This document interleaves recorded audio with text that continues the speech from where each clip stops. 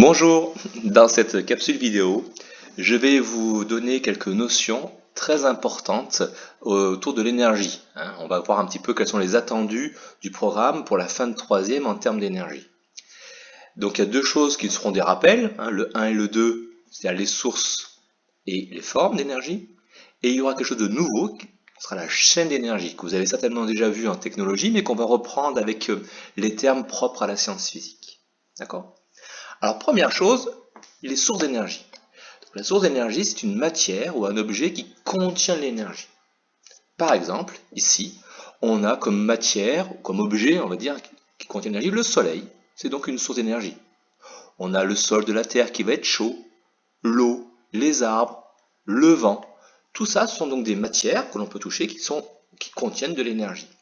Et ces sources sont de la famille renouvelable, parce que soit elles sont inépuisables, elles seront toujours là, comme le soleil par exemple, soit elles s'épuisent, mais elles se régénèrent très rapidement.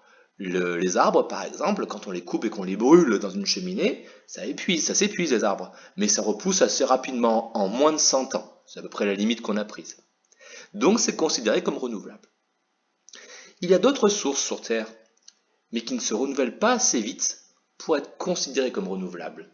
Le charbon, le gaz ou le pétrole, ça se régénère.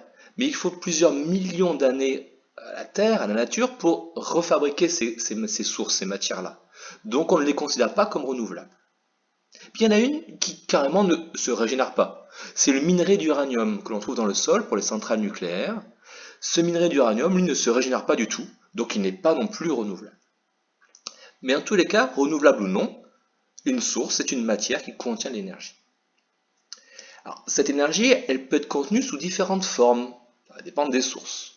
Par exemple, le pétrole, l'énergie est contenue dans les molécules du pétrole.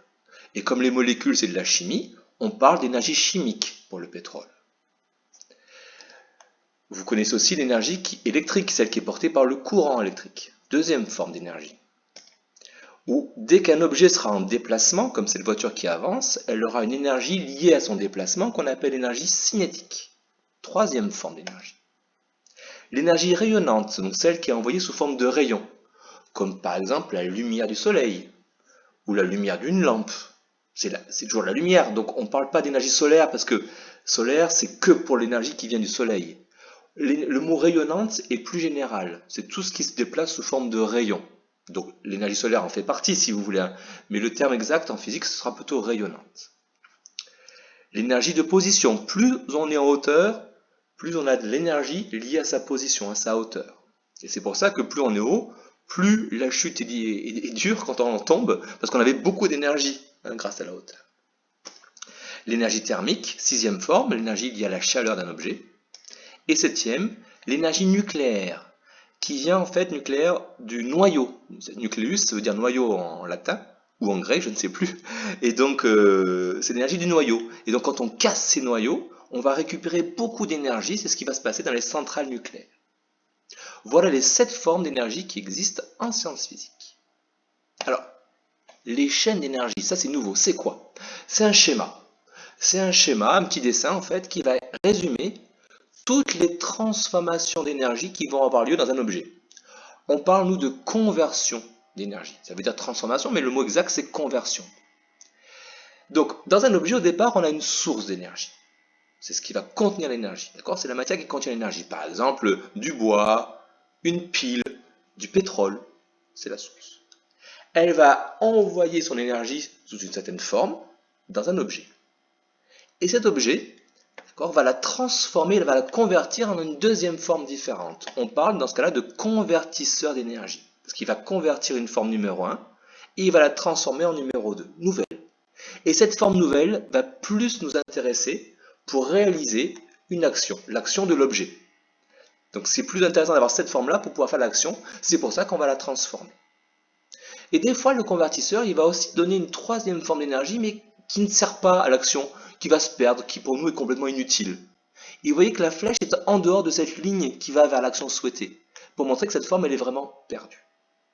Alors, c'est beau tout ça, mais un exemple, c'est peut-être plus parlant.